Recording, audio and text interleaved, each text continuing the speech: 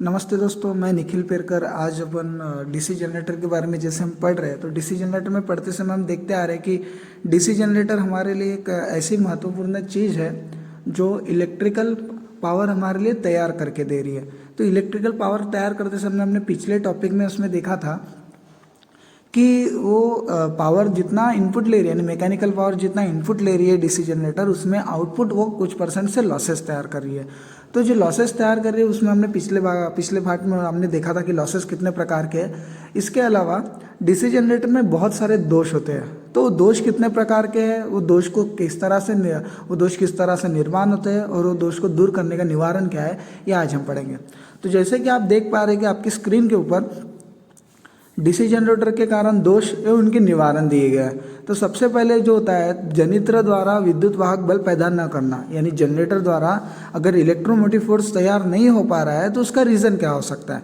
तो सबसे पहले देखते हैं कि उसकी तो जो डायरेक्शन होती है वो डायरेक्शन सही दिशा में ना हो तो उसको वो ईएमएफ पैदा नहीं कर पाएगा। तो उसके लिए निवारण क्या होगा, उसके लिए हमें करना पड़ेगा कि उसकी जो डायरेक्शन है, उसकी घूर्णन दिशा है, हमें एक डायरेक्शन में करनी पड़ेंगे।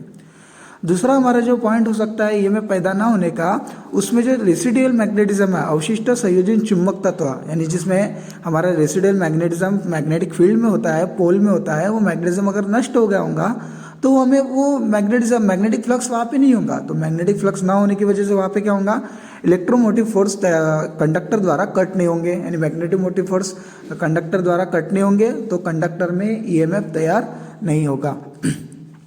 तो इसके लिए हमें वहाँ पे क्या करना पड़ेगा, हमें बैटरी अथवा डीसी स्रोत बैटरी अथवा डीसी कोई भी सोर्स से फील्ड पोल्स को रिचार्ज करना पड़ेगा, यानी उसको चार्ज करना पड़ेगा। तीसरा हमारा जो हो सकता है, संयोजन गलत होना। ये प्राय फील्ड वाइंडिंग का संयोजन गलत हो सकता है।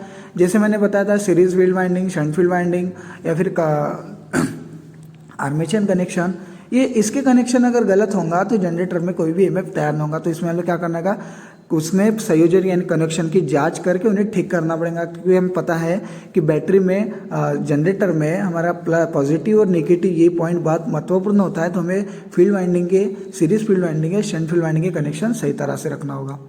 उसके बाद हो सकता है कि ब्रशों को कम्यूटेटर का स्पर्श न करना।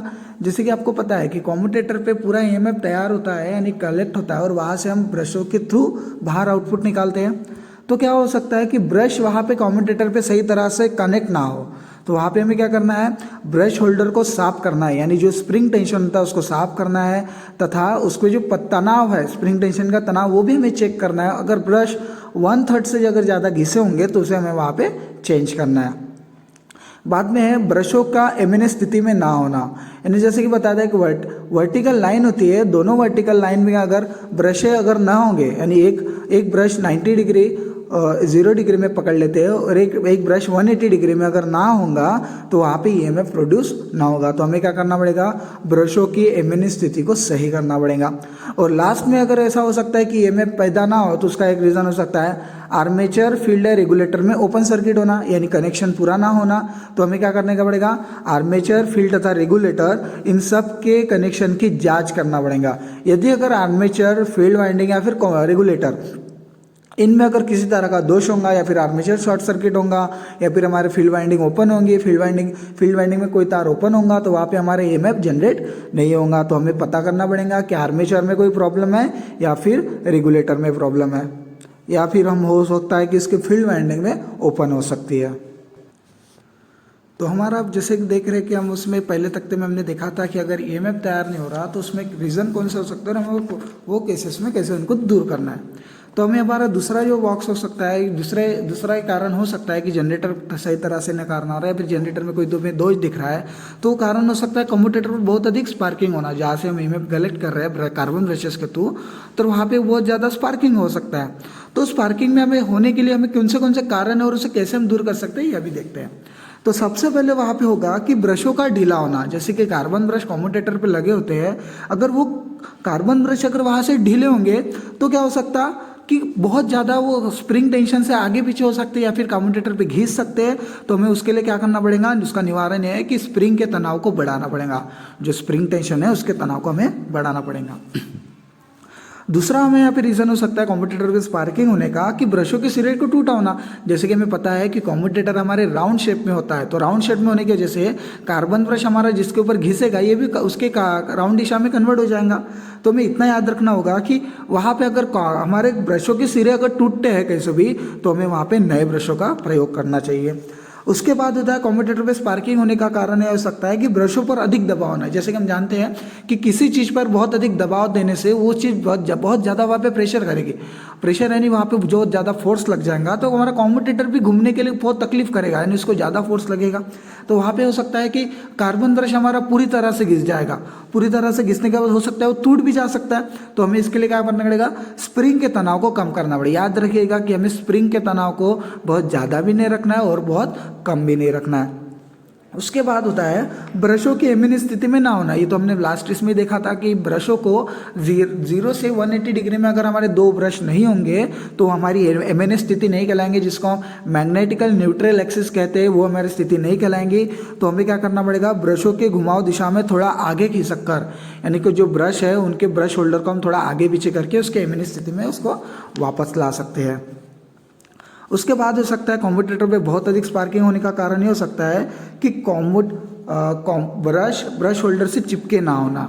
जो ब्रश होते हैं जो ब्रश होल्डर में लगे हैं वो ब्रश होल्डर से अगर अच्छी तरह से ना लग चिपके हो, यानी वहाँ से स्लिप ही कर रहे हो या फिर वो स्प्रिंग टेंशन का फोर्स नहीं ले रहे, तो हमें क्या करना पड़ेगा, ब्रश होल्डर की सतह को अच्छी तरह से पेट्रोल से साफ करना पड़ेगा। जो ब्रश होल्डर है जिसमें हमारा ब्रश होल्ड करने वाला है या फिर जिसमें ब्रश हमारा रहने वाला है, वो ब्रश होल्डर को हमें क्या करना पड़ेगा, साफ करना पड़ेगा। इसके बाद हो सकता है कॉम्पिटेटर पर बहुत अधिक स्पार्किंग होने का कारण हो सकता है कॉम्पिटेटर की सतह पर गड्ढे होना। जो कॉम्पिटेटर होता है हाइड्रोन कॉपर से बना होता है, लेकिन बहुत ज़्यादा हीटिंग प्रॉब्लम या फिर कार्बन ब्रश हमारा मटेरियल कार्बन अच्छा नहीं होगा, कार्बन मटेरियल अच्छा नहीं होगा या फिर वो हार्ड होगा, तो वो क्या होगा, कॉम्पिटेटर पे गड्ढे गिर देगा। कॉम्पिटेटर पे गड्ढे करने के साथ हमारा क्या होगा, या फिर हो सकता है कॉम्पिटेटर कार्बन ब्रश के स्मॉल पार्टिकल्स होते हैं, जो मॉलिक्यूल्स होते हैं या फिर कार्बन ब्रश का पाउडर है वो कॉम्पिटेटर पे चिपके होना, तो वहाँ पे क्या हो जाएगा, वो कार्बन ब्रश पे एक तरह का सतह निर्माण करेगा। तो हमें क्या करना पड़ेगा, एम्ब्री क्लॉथ से कॉम्पिटेटर के घिसकर गड्ढे दूर करना पड़ेगा। एम्ब्री क्लॉथ यानी हम पकड़ लेते हैं हमारा साइन पेपर, उससे हमें क्या करना है, कॉम्पिटेटर को घिसना है अथवा उसको लेथ मशीन से लगाकर उसके कॉम्पिटेटर सतह को एक जैसे में लाना पड़ेगा। उसके बाद क्या रीज़न हो सकता है, उसके बाद रीज़न हो सकता है कि कॉम्पिटेटर गंदा होना। अगर स्पार्किंग बहुत ज़्यादा हो रही है तो वहाँ पे अगर कार्बन का जो ग्रेफाइट पाउडर है, कार्बन पाउडर है ब्रशेस का, अगर वो ज़्यादा चढ़ गया या फिर धूल मिट्टी अगर ज़्यादा जम गई तो वहाँ पे स्पार्किंग बहुत ज़्यादा गंदा हो जाएगा, यानी डस्ट पकड़ लेगा, तो वहाँ पे हमारी स्पार्किंग बहुत जाएंगे। तो उसमें क्या करना पड़ेगा, हमें कॉम्पिटेटर को पेट्रोल या फिर डीजल आदि से उसकी सतह को साफ करके एम्ब्री क्लॉथ से साफ करना पड़ेगा।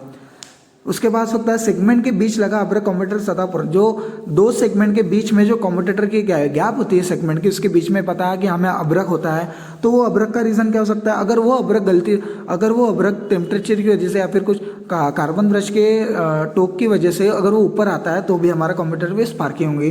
तो हमें क्या करना पड़ेगा, उभरा हुआ जो अब्रक है, जो अब्रक स्लॉट से ऊपर आया है उसको काट के एम्ब्री क्लॉथ के घिसकर एक समान करके देना है।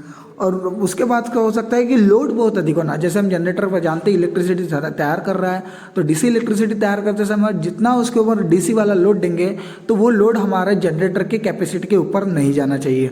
अगर वो जनरेटर की ज़्यादा कैपेसिटी के ऊपर चला गया तो बहुत अधिक लोड कहलाएगा, तो वहाँ पर स्पार्किंग बहुत हो सकती है। तो हमें क्या करना पड़ेगा, वहाँ पर लोड को कम करना पड़ेगा। उसके बाद इंटरपोल की पोलैरिटी उल्टी होना।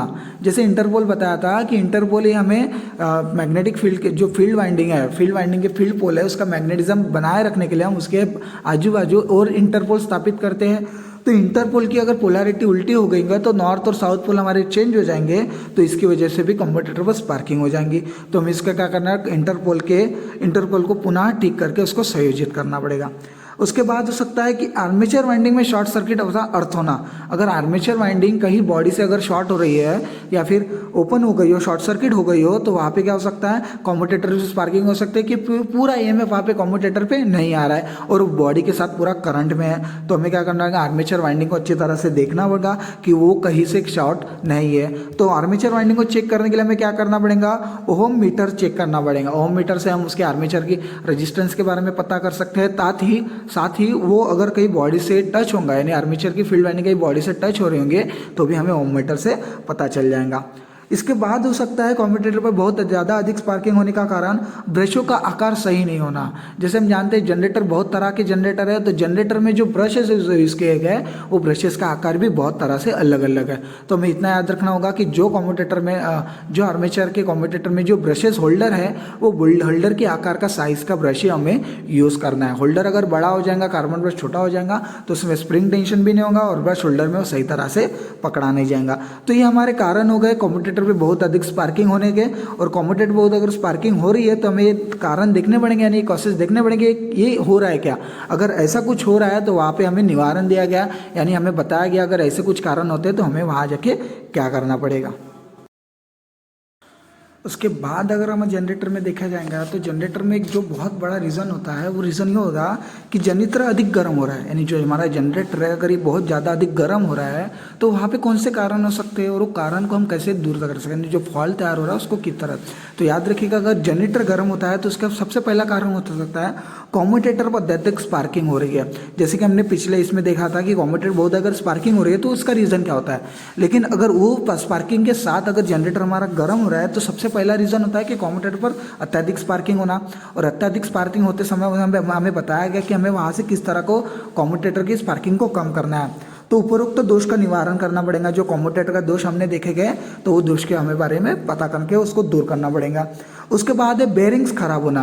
हमें पता है कि जो जनरेटर में आर्मेचर है, आर्मेचर को होल्ड करके क्या रखा गया, बेरिंग रखा गया। तो बेरिंग क्या कर रहा है, जनरेटर को रोटेट कर रहा। अगर जनरेटर का बेरिंग, जनरेटर के रोटर में जो रोटर को पकड़ के जो हमारा बेरिंग है, अगर वो बेरिंग कहीं तरह से अगर जाम हो जाएगा या फिर कहीं से घिस जाएगा तो क्या होगा, सही तरह से घूमने पाएंगे, नहीं जाम होगा तो रोटेट करते समय बेरिंग्स क्या होगा, हमारा रोटेट नहीं कर पाएंगा फुली तरह से और हमारा जनरेटर सही तरह से रोटेट नहीं होगा। और जनरेटर अगर सही तरह से रोटेट नहीं होगा तो हमारा ईएमएफ भी तैयार नहीं होगा। तो हमें देखना पड़ेगा कि अगर बेरिंग्स खराब हो या फिर बेरिंग्स का ग्रीसिंग ग्रीस कम हो गया होगा तो हमें ग्रीस डाल के उस बेरिंग को सही करना पड़ेगा। हो सकता है तो हमें क्या करना पड़ेगा, बेरिंग से जांच करना पड़ेगा, उन्हें साफ करके ग्रीस लगाना होगा। और अगर नहीं हो रहा है तो बेरिंग्स के हमें क्या करने का, बेरिंग्स को वहाँ पे रिप्लेस करना पड़ेगा। और उसमें जनित्र गर्म होने का और एक रीज़न बताया, जनित्र पर लोड होने का। जैसे हम जानते हैं कि कोई भी कैपेसिटी के अभाव अगर उस पर लोड डालेंगे तो वो प्रॉब्लम करेगा ही। तो सबसे बड़ा प्रॉब्लम क्या होगा, वो हीट होगा, यानी वो गर्म करेगा। तो हमें क्या करना पड़ेगा, लोड को गर्म करना पड़ेगा। उसके बाद हो सकता है जनित्र का अधिक गर्म होने का कारण आर्मेचर या फील्ड वाइंडिंग में शॉर्ट सर्किट होना। आर्मेचर या फील्ड वाइंडिंग में अगर शॉर्ट सर्किट होता है तो ग्राउंड कहलाएगा, यानी वहाँ पे शॉर्ट सर्किट हो जाएगा तो उसका पूरा एमएफ बॉडी को टच होगा, जिसकी वजह से पूरी बॉडी क्या होंगी, हीट होंगी। जिसकी वजह से क्या होगा कि पूरी बॉडी, अधिक जनरेटर की बॉडी क्या होंगी, गर्म होगी। तो आज के हमने टॉपिक में जाना कि जनरेटर में किस तरह से दोष पैदा हो सकते हैं और दोष किस कारण से पैदा हो सकते हैं और उसका निवारण। आगे के टॉपिक में हम पढ़ेंगे डीसी मोटर। आगे का हमारा भाग होगा डीसी मोटर। तो डीसी मोटर में डीसी मोटर संबंधी हम जानकारी अगले भाग में लेंगे। डीसी मोटर और डीसी जनरेटर में कुछ ज़्यादा फर्क नहीं है, सिर्फ इतना ही है कि डीसी जनरेटर हमें मैकेनिकल एनर्जी को इलेक्ट्रिकल एनर्जी में कन्वर्ट दे रहा है और मोटर हमारा इलेक्ट्रिकल एनर्जी को मैकेनिकल एनर्जी में। तो हमारा नेक्स्ट टॉपिक रहेगा डीसी मोटर। तो डीसी मोटर पढ़ते समय याद रखिएगा कि डीसी जनरेटर, डीसी मोटर ये समान ही है, सिर्फ एक इलेक्ट्रिकल एनर्जी दे रहा है और एक मैकेनिकल एनर्जी। तो हमारा नेक्स्ट टॉपिक होगा डीसी मोटर। तो डीसी मोटर के टॉपिक के लिए हमारी वीडियो पे बने रहिएगा।